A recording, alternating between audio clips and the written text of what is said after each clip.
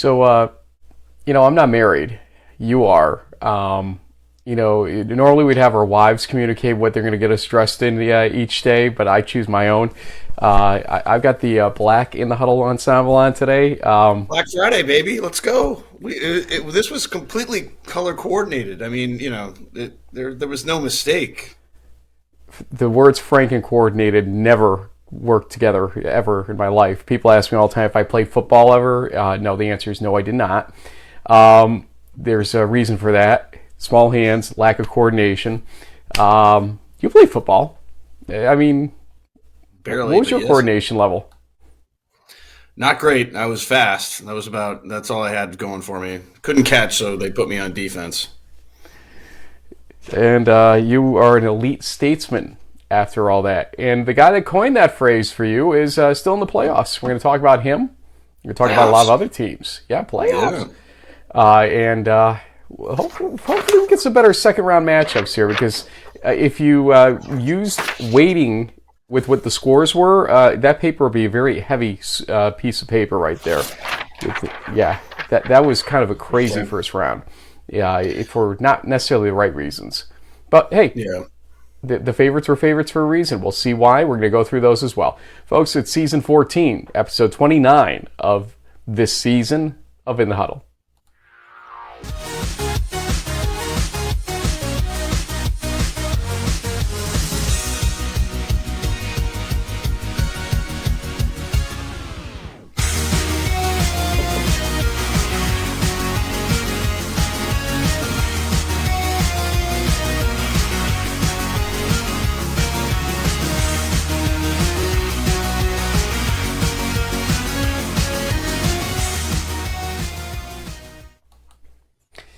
Maybe we should have a poll during the show, because obviously we're live now. Who should be shirtless by the end of this show? Because the black on black thing is just probably not going to work very well for the rest of the day here. I don't know. Black Friday and all. This is a little weird. I'm looking at my screen. I'm like, where are they? Oh, wait, there they are. Apparently, I've been on vacation. I need to shave, so what are you going to do? Well, no, you just got to get good lighting, because if you look at me, I'm not shaving either. So good lighting will always make it look like you're fine.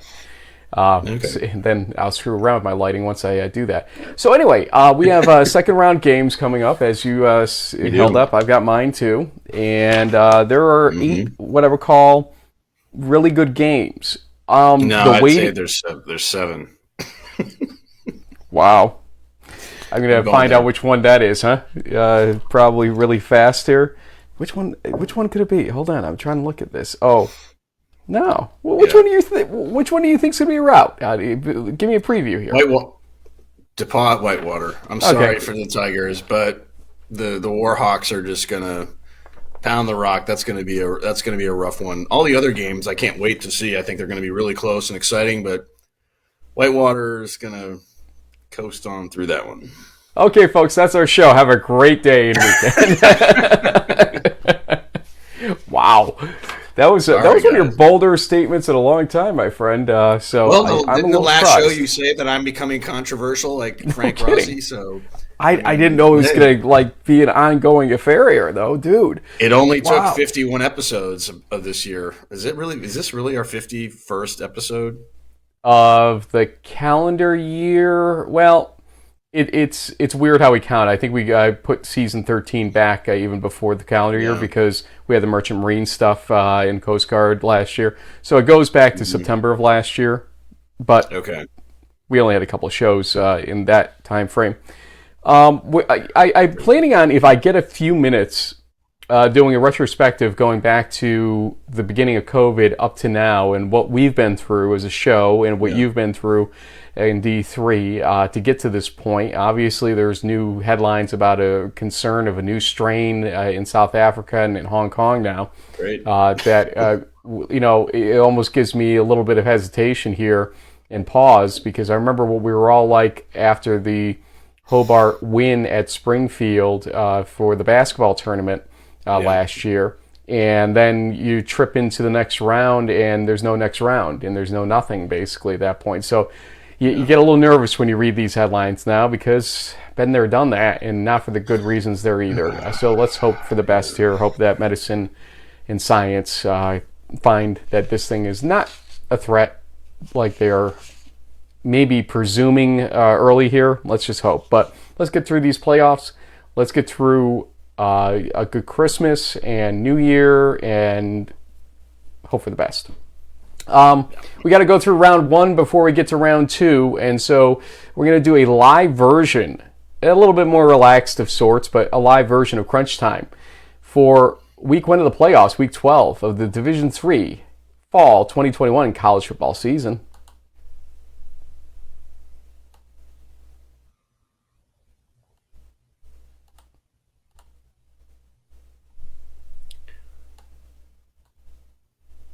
No worrying. Oh well, still looks cool.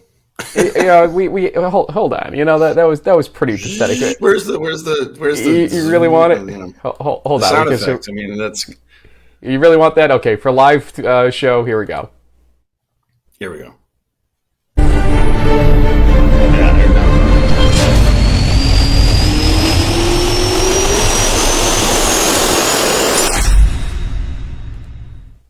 You asked for it, bud. Yep. So the next thing that we got to do is talk about.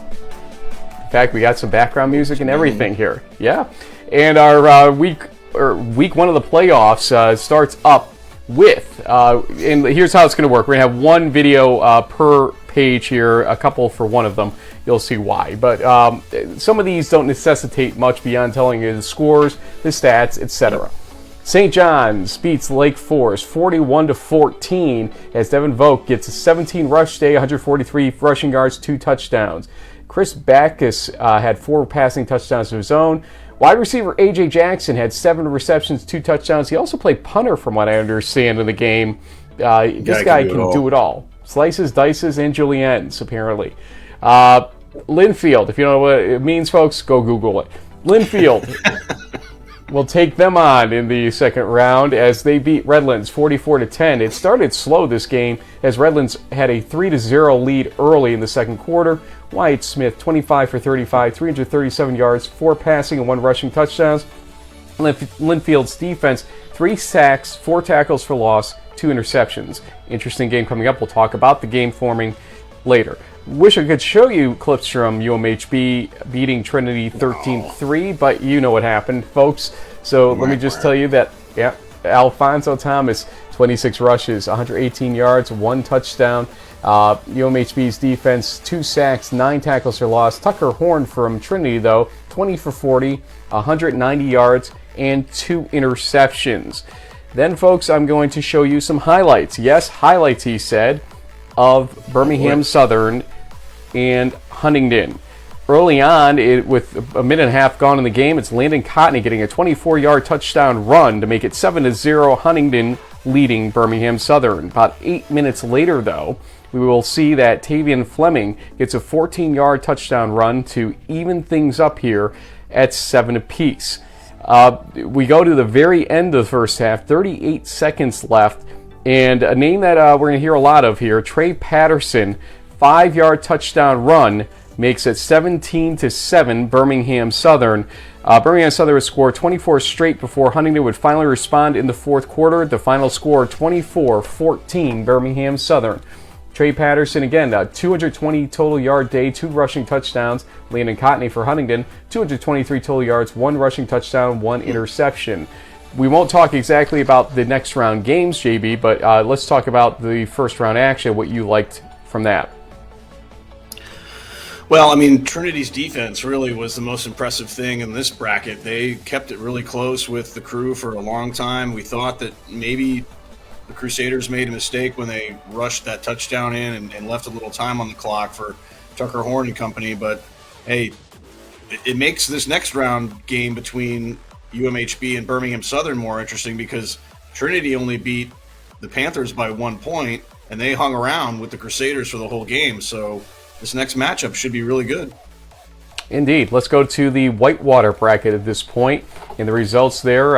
Here's the team that you think is going to run circles around the other team to the right of it. We'll get to that a little bit more later.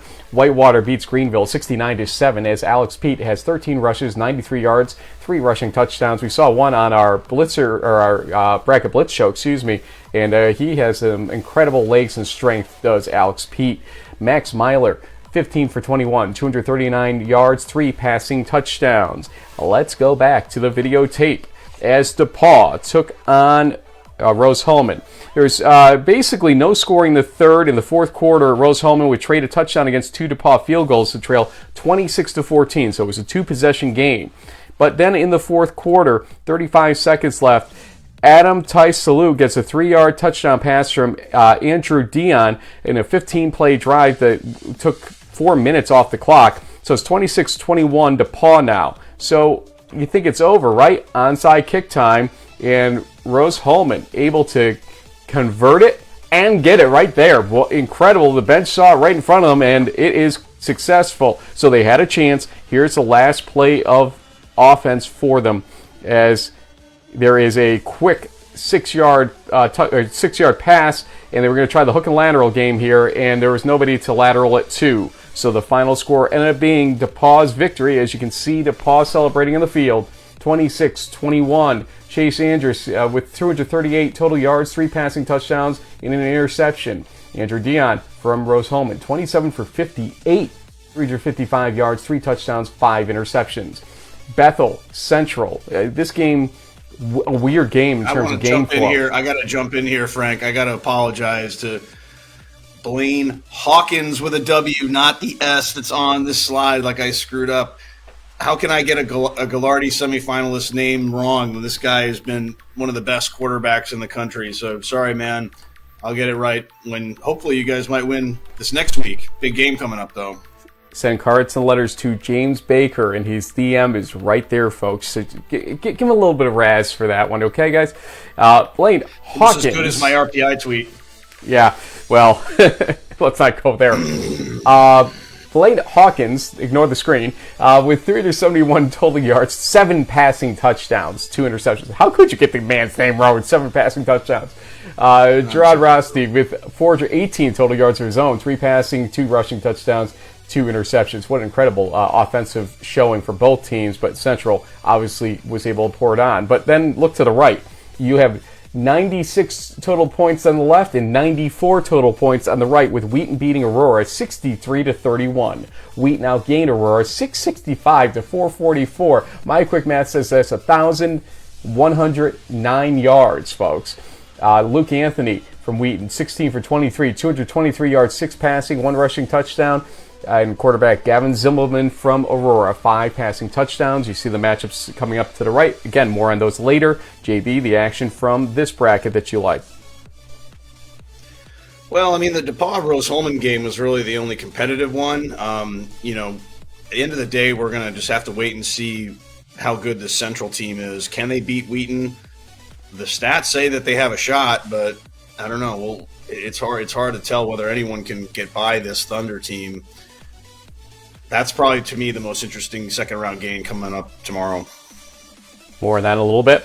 Let's go to the North Central bracket at this point, folks, as it was obviously first the walkover. Carnegie Mellon withdrawing. North Central wins in a no contest. It doesn't even win. They advance in a no contest, I should say. So we'll see more from them against the winner of the game to the right of them, which is La Crosse versus Albion.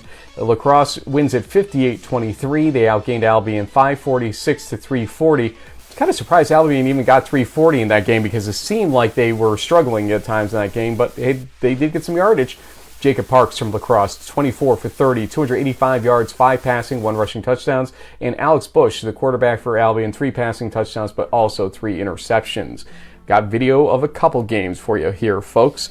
Let's go Springfield at Cortland. The only 3-loss team in the field playing the undefeated Cortland Red Dragons.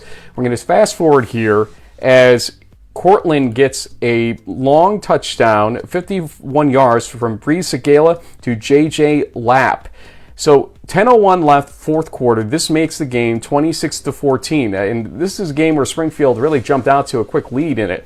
But then Springfield does come back. 2:43 left.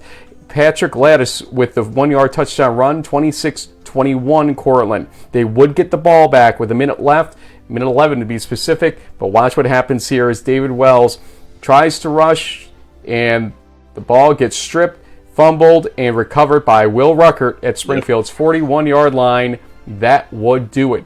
The final score, Cortland 26, Springfield 21. Patrick Lattis with 28 rushes, 88 yards, 3 rushing touchdowns. He scored that touchdown that you saw at the end there. Brees Segala, though, with 261 total yards, 1 passing touchdown, and you got to like the fact that he let his legs do a lot of the work in that game as well. It should be interesting. We'll talk about the weather prospects tomorrow and how that could affect the game. RPI at Endicott. We said RPI belonged hosting this game. I think their performance shows that we were probably right. Let's go to all the scoring in this game because this was a really good game, understatedly. First, Vinny McDonald. We get a 15-yard touchdown pass from George Marinopoulos with 2:07 left first quarter. He did get a foot down, folks, and that was 7-0 RPI. Then later on, in the second quarter with 11 minutes left, Peter Lombardi gets a 4-yard touchdown pass from George Marinopoulos. Trust me, it's coming up here, and it'll be 14-0 RPI. Right there, you can see it. It's tough to see with the glare on the field, but it was indeed good. 2 minutes later, though, Ingrando gets a 66-yard touchdown pass from Mike Ingrafia here for Endicott. Wow. So they do make a showing here in the first half. 14-7 RPI leads, go to halftime with that score. In the third quarter, about midway through it, Vinny McDonald gets a 5-yard touchdown pass from George Marinopoulos to extend the lead to 20-7 RPI. Fourth quarter, though, Endicott has a 7-play drive that ends with some success here as Kobe Gaudette gets a 20-yard touchdown pass from Mike Ingrafia. So Ingrafia had a decent day at certain periods here. Sure 20-14 is the lead. You know what comes next, the onside kick. And I'll note to you here that the ball should have had to go 10 yards if they had a chance, Endicott, so it didn't even get there. RPI to touch it and take it in easily, and that would do it. The final score, RPI 20, Endicott 14. George Marinopoulos 18 for 27, 175 yards, 3 passing touchdowns, and an interception. Mike Ingrafia for Endicott 15 for 28, 173, and 2 passing touchdowns. JB, action from the North Central bracket. Well, really, and I know we probably don't have the videotape of it, but the comments made by Vinny McDonald after the game and just like the show of class and respect between RPI and Endicott that happened on social media a few days before Thanksgiving was a YD3 moment that I'll never forget about the season. Just class acts on both sides, and just. And what else can you say? This was the best bracket of the group, the most competitive, compelling games, in my opinion, and they didn't disappoint. We'll leave it right there. That's very good. And then we have one final bracket to go through, the Mount Union bracket results. And we'll have, first off, Mount Union taking on Washington Lee, and that was an easy victory for Mount Union as Braxton Plunk leads his team to a 52-0 victory. Gallardi semifinalist, no less. 27 for 37, 368 yards, 5 passing touchdowns for Plunk. And Mount Union outgained Washington Lee 533 to 100 total yards. Anna Maria tried early with an 82-yard kickoff return touchdown for the opening of the game. Justin McMillan had that, but it was all Del Val from there, 62 to 10. Del Val's defense held Anna Maria to 58 rushing yards, and the offense had 306 rush yards for Del Val. 6 rushing touchdowns. That's incredible when you think about the success that Del Val has, usually in the air as much, but 6 rushing touchdowns for them.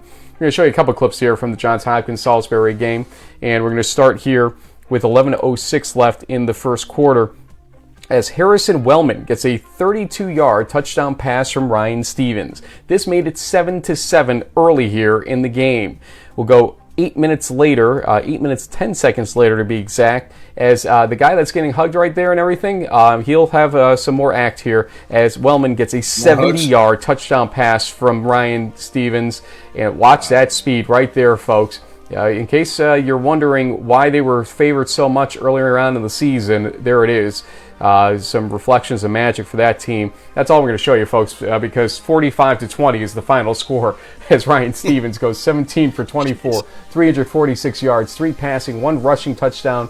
Jack Lanham on the Salisbury side of the ledger, 239 total yards, 1 passing touchdown.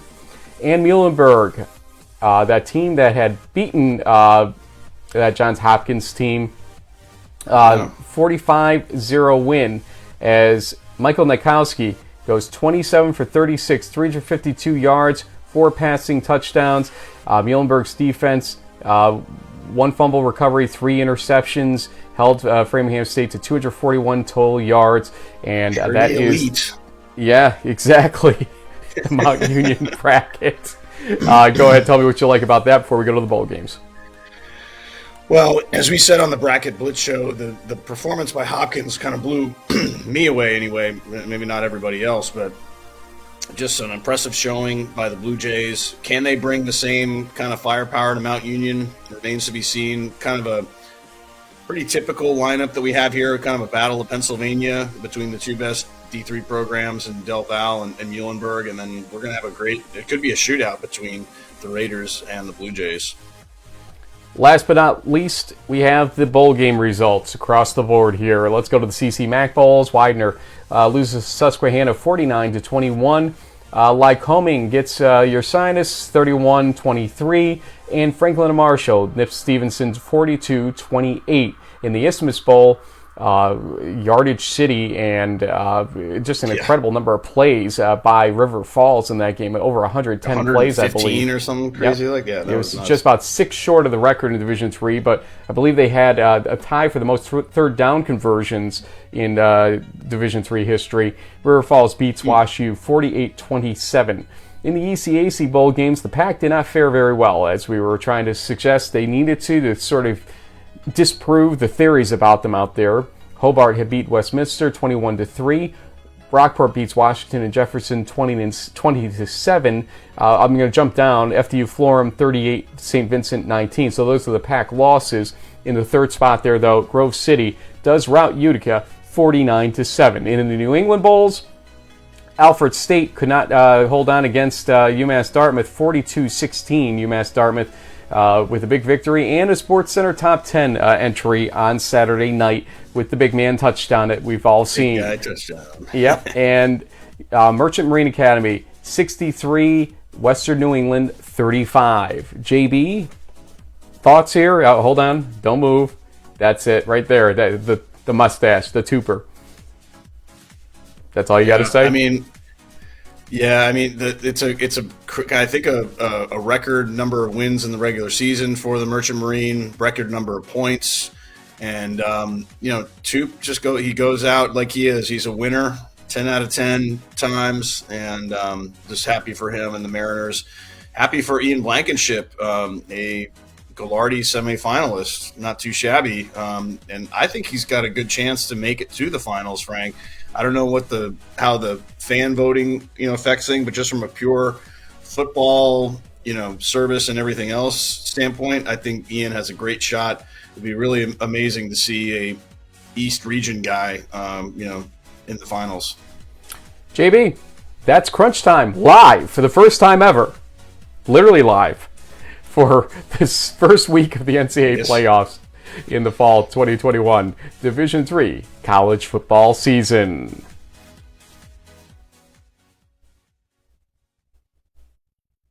Sorry, you were trying to dance to that.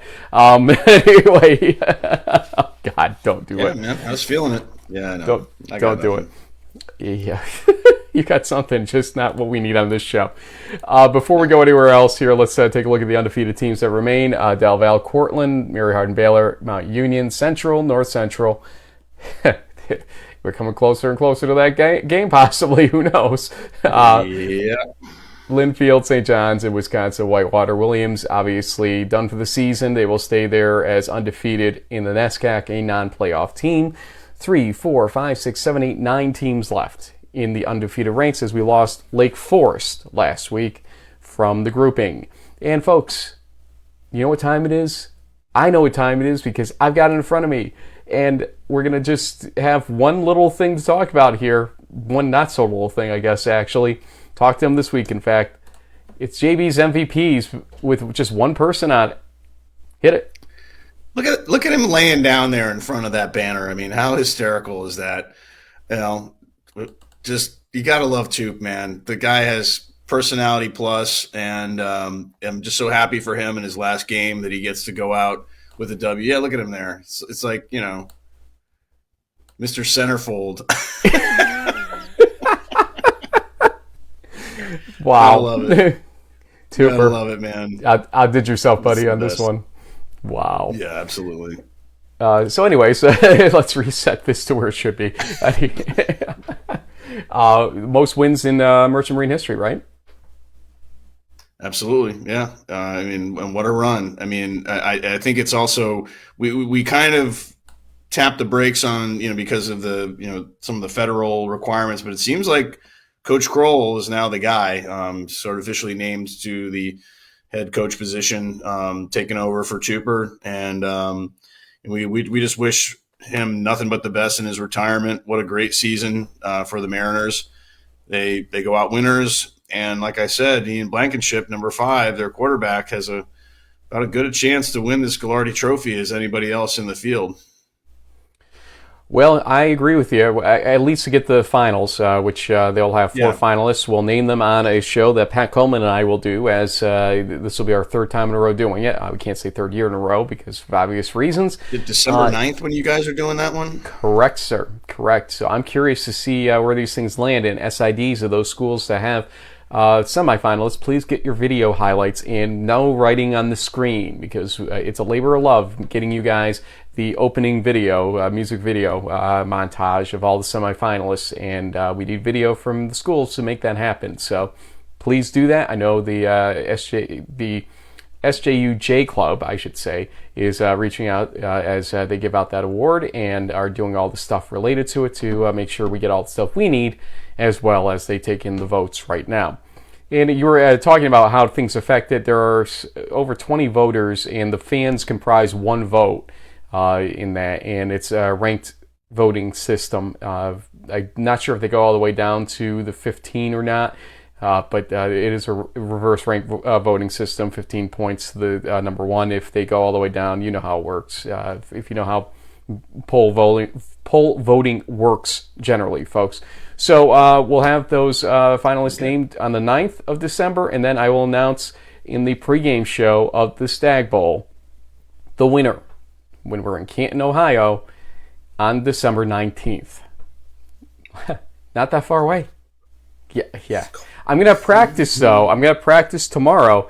When we get to the Cortland RPI game, we'll discuss exactly what the weather situation is up here right now happening, and we'll see where that goes. But we're not going to get there first. Bust out the Sparkle Man jacket, Frank? I don't think that's happening tomorrow. I'm got to bust out gloves and a hat, I think, as well. I need to bust up. Yeah, probably. So let's start out here, the upper left-hand bracket, which is St. John's bracket, we call it. And again, we're going to go the slower-paced lightning predictions. JB, Linfield St. John's develops here. St. John's head coach Gary Fashing is out, at least as of now, with COVID. So there's the question too.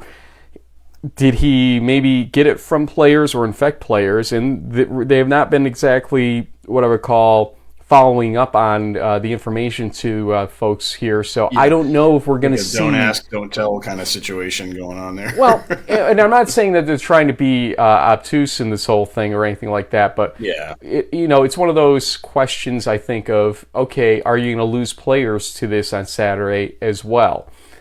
We don't know. They might. And so... how do you look at this game? Give me a score.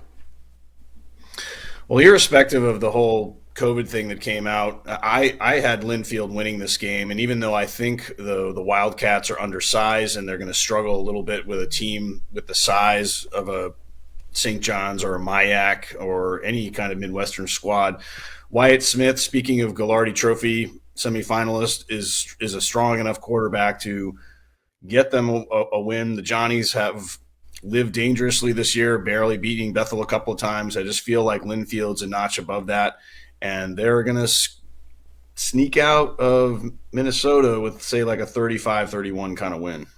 Yeah, I think it's going to be a little more distant than that for some reason. I think a little bit of the overtones here don't help matters, obviously. It will be cold, but I think that it will be Linfield able to finally seal a deal on a road for a second round game. Remember the Wesley game way back when that I did Keith McMillan and I and all that stuff? We have the highlights in the Wesley farewell video that we had done. And that was a game where Linfield jumped out and Wesley came back and wins the game. Linfield just has had trouble in the last, 15 years when they've gotten to these situations, sealing the deal. Yeah. I think this is the one time they're going to have the opportunity to do it and succeed at it. 31-20, Linfield wins this game, I believe. Then on the other part of that quadrant, you have Mary Hardin Baylor and Birmingham Southern. Now, let's go through the whole, syllogism thing here. Trinity beat Birmingham Southern barely by 1 point, I think it was, missed 2-point conversion. Mary Hardin Baylor barely, in a lot of ways, beats Trinity 13-3, and really it was a 6-3 game. They got lucky to get a second chance. What would have been a field goal opportunity, it would have been 9-3 in that situation. But you get the point. So shouldn't Birmingham Southern be able to play Mary Hardin Baylor as tough as Trinity did? I'll go first with score here. I'm going to say no. I think Mary Hardin Baylor gets that scare and learns a lot, and Pete Fredenberg and company say, what the hell were you guys doing out there for 60 minutes, just kind of flopping around and not playing the football that we play here in Belton. 21-7. Mary Hardin Baylor wins, but it's going to be kind of one of those, they go out to a 14-0 lead and hold them off type thing like they did to Brockport in the semifinals a few years back. Yeah, that sounds about right. I could see the Crusaders winning this game by, say, 10, 14 points, so I guess I'll throw out a 24-10, 14 kind of game, I think. The Chris Schuferts of the world and Trey Pattersons are going to make things interesting. I just don't know if the Panthers have the same defensive strength that Trinity does. And like you said, Frank, I feel like the Crusaders are kind of, okay, guys, enough of this. Let's kick it up a notch. Bam. Kick it up a notch and bam. Do you remember who that was? Yeah. Yep. Yeah. Emerald. Speaking of BAM, Whitewater DePaul. Yeah. Would you like to take this one? Go ahead. You explain this game to everyone since you seem to be so well versed on what's going to happen. Go right ahead. Well, yeah. I just think that the Warhawks just have too much size and strength. Credit to DePaul for scraping a win at home, and but that 69 points that Whitewater put up last weekend is probably going to be matched, if not exceeded, I think, in this game. So I like the Warhawks big time. I'd say 70-21. See, now I wish I could get credit for a game. And by the way, what is our score right now? Do you have our final score going into this week? I do. I know I screwed up last week pretty badly, so. Well, yeah. Well, you went with 2 upsets last week, and so you ended up 14-2. I, of course, was 16-0. But before that, I was ahead by 3, 89-38 compared to 86-40. So I'm down 5 right now. Yeah. Okay. It's not impossible. There's 8-4-2-1. There's 15 games remaining here. So I can do it still. And but a game like this where you're calling for this huge rout, I'm going to call it 38-10. Okay, I think you're underestimating DePaul a little bit. Okay, the NCAA isn't what I would call garbage by any stretch of the imagination, but that's kind of what you're suggesting here by saying that Whitewater is like this. Here, let's. Not to give anything away, but I'm expecting Whitewater to make it to the semifinals. This team is strong enough to maybe even go to the national championship. They're just that good. You heard it here first. You heard it here first, folks. I can't even say it. I'm so surprised that he's getting this bold. Remember those Hardin Simmons bold calls you had last spring and how that went for you? But okay, to each his own. 38-10 Whitewater. They'll pull away early and hold off DePaul for the rest of it. But DePaul's got a decent defense. So I don't think they score 70 on them. There's just no way.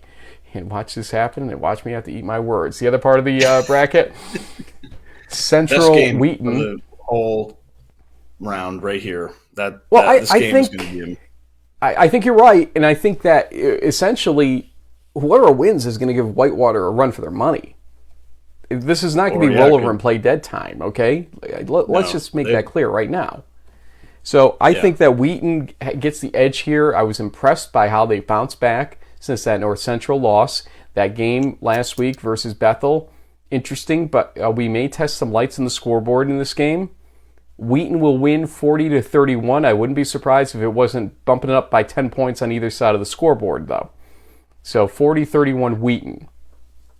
Yeah, I mean, I think the Thunder are also probably the right pick here, even though Hawkins, not Haskins, Hawkins is probably the best, QB left in the field. It's just from a pure statistical standpoint. When you look at his numbers, they're crazy. He'll keep him in the game, but I just feel like the Thunder defense is just a little too strong. They'll probably cause a turnover of some kind that will help them either take or establish a lead that they're going to hang on to. I think the Thunder wins this game 42-35. Interesting. I thought you'd go Central. I'll be honest with you on that one. So, okay, Wheaton on that one. Luke Anthony and company, we'll see if you make us look good or not so good on this one. We'll see. Former guest of our show, don't forget. Upper right. North Central will get to see their first action against La Crosse. Now, here's my question to you, as somebody who's played football. North Central had the first week bye this year, right? So we had to wait a week to see them. They played a knockout game against Aurora. Okay, got it. Now they basically get a bye in the playoffs and have the same situation against a team that's probably better than Aurora, Wisconsin La Crosse. Do you think that week off hurts or helps North Central at this point of the season? I think it helps just from the standpoint by the end of the regular season, everybody's banged up to a certain extent, so that extra rest is going to help them. I mean, this game has the opportunity to be, kind of what we saw with the North Central Mountain Union game in round 2 in 2019.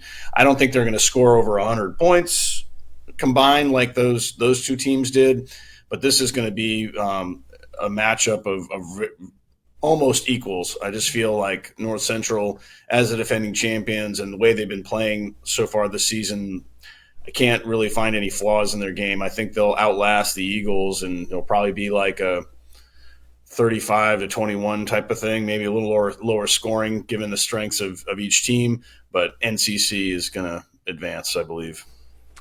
Yeah, North Central, I think, has the upper hand here. I did underestimate Wisconsin La Crosse against Albion quite clearly.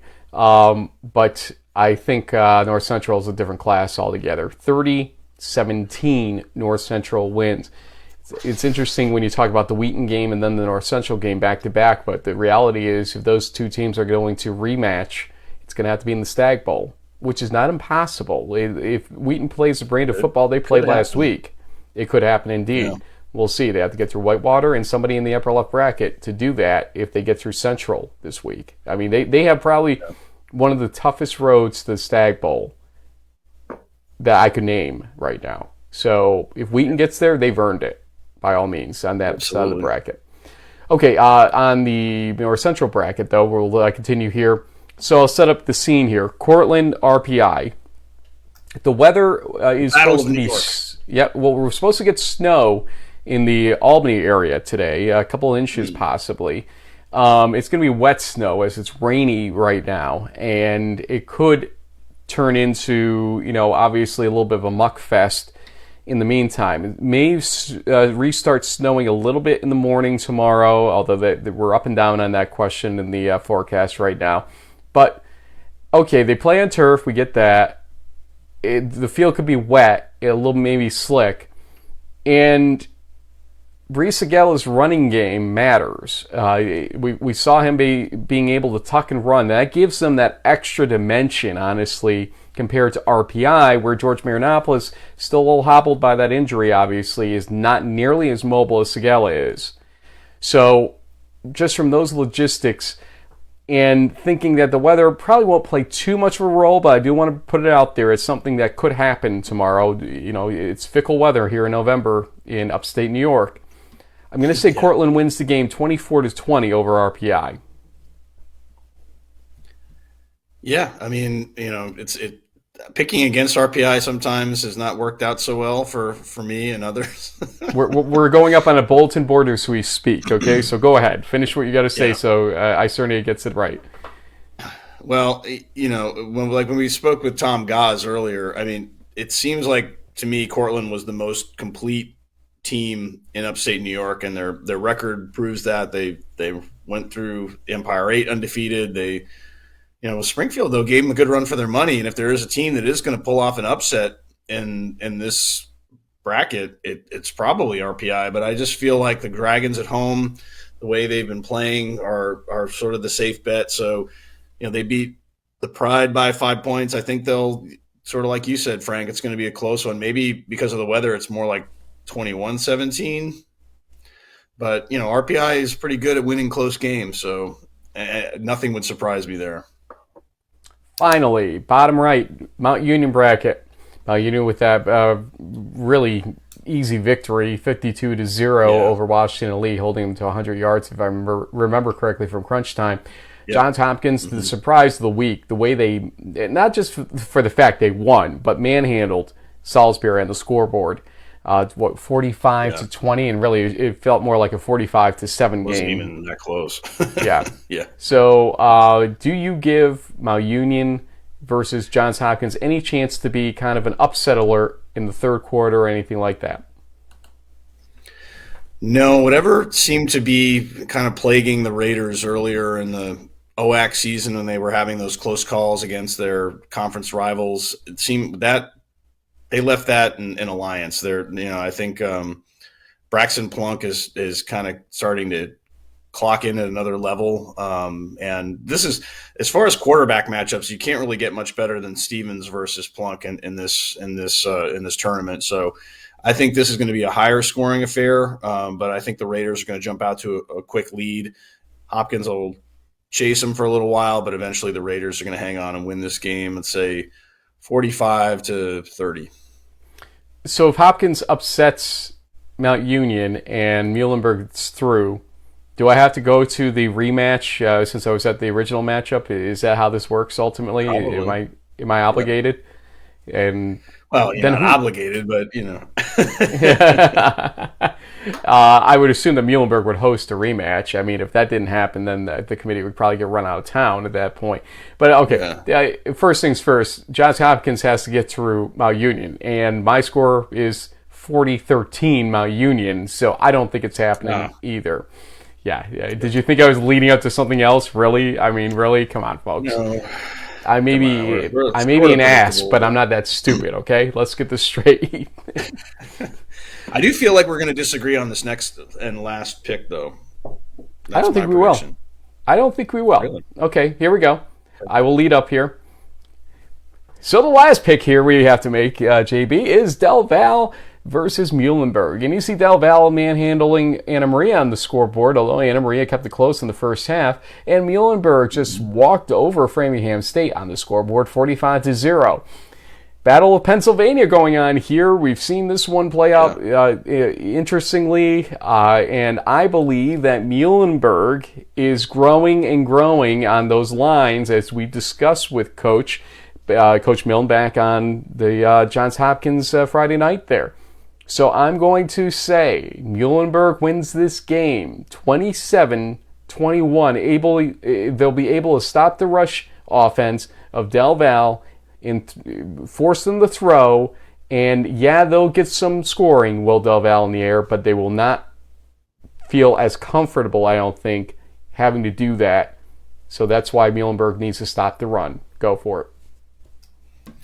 Well, get your bulletin boards ready, folks, because I feel like Del Val is going to win this game. And I think that they have enough offense and defense to pull it off. I mean, Dukowski has been incredible this whole season, but the secondary of Delaware Valley, I mean, they're these ball hawks. They've got, All-American defensive linemen.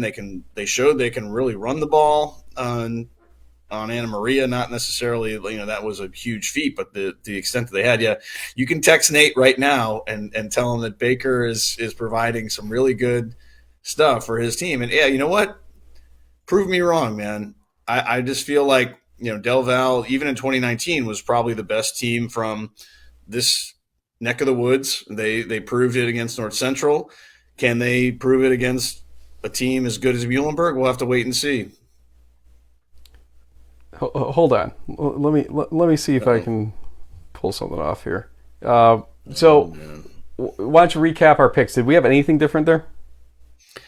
The only thing we disagreed on was this last one. We agreed on Linfield, Mira Baylor, Whitewater, Wheaton, North Central, Cortland, Mount Union, and then you have the Mules, and I'm taking the Aggies in the Pennsylvania Bowl here.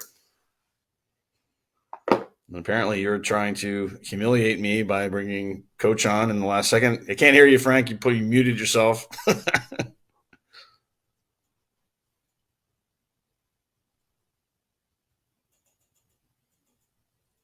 Lost you there. So, Coach, JB just said Del Val. he just dropped a 4-letter word on the air live, but he says that Del Val is going to win this game against Muhlenberg, and I'm a little bit concerned about this. This elite statesman picking against the statesman again. Coach, what do you think? I think in the round of 16, anybody has a chance to win. I believe in our players as much as anybody does, but I know Duke Greco believes in his players as well. So, I mean, I don't know. What is JB's record this year overall? I think that would be the biggest question is what is his record? He's got 5 ahead of me. He's basically 70%, give or take, I think, if we did the totals up. 72%, I think, actually. So he's up there. He's 5 ahead of me, though. So, come on. That's like a virtual dead heat when you pick 14 games a week and everything. So you're not at all concerned about this, and you're not going to call Hobart to have his degree taken away or anything? Not this time, I think in the future we'll look into it. There'll be a serious investigation with this statesman on statesman crime. But I just don't know where it stems from. You think after years that you'd be able to have somebody believe in you, and then to have them not. It's sort of like when your parents say that they're not mad, they're disappointed in you. That's kind of the way I feel right now. I'm not mad at JB. I'm not mad at anybody. I'm just disappointed. Coach, if I told you I picked Muhlenberg to win the game by the score of 27-21, would that make you feel better about the Union guy again? I mean, I don't know if you could ever make a Hobart guy feel good about a Union guy, but it certainly doesn't hurt. Okay, you're with your family at the dining hall. We do appreciate you basically jumping on with this out of nowhere here. Any last thoughts, any words of wisdom for folks out there as this game's coming up? It's a big one, obviously. It's a massive game. It's Centennial versus MAC, and we show up that there's a big crowd. Our players, it's Thanksgiving weekend, and we know that people are home from break, and so there may not be a lot of students in the stands. And so we hope that the Muhlenberg and the Delaware Valley faithful show up this Saturday at noon and are ready for, in my opinion, what'll be a fantastic game. Probably the best matchup in the round of 16 here across the board. I know there's some good ones, but I think this is as good a matchup, and you're going to see as good a game as there is in the country this weekend here in Doylestown. My friend Gordon Mann is going to be out there covering the game for Del Val, so that's why I will not be there. We avoid double coverage for D3 football. I'll be at the RPI Cortland game, but this was a game, if it was not being covered, I would have gone to for sure as the closest really, really good matchup this weekend. Good luck to you, sir, and we appreciate you talking to us, and if you win it, I'll probably see you the following week somehow, some way. Awesome. Dig in, men. Have a great day. You too. Thank you. Good luck, Coach. How's that? Okay, we had an impromptu guest because of your decision to go bulletin board material on us here, okay? How's that for you? So I guess that's how we close the show. You can't go for any. I guess so. Yeah, can't beat that. Yeah, seriously. Anyway, Glardy Trophy. Again, the semifinalists have been named, and probably should get those semifinalists the recognition they deserve here real quickly here. And I don't have it for screen purposes, but I will tell you that Ian Blankenship, Merchant Marine Academy, Jefferson Fritz, Mary Hardin Baylor.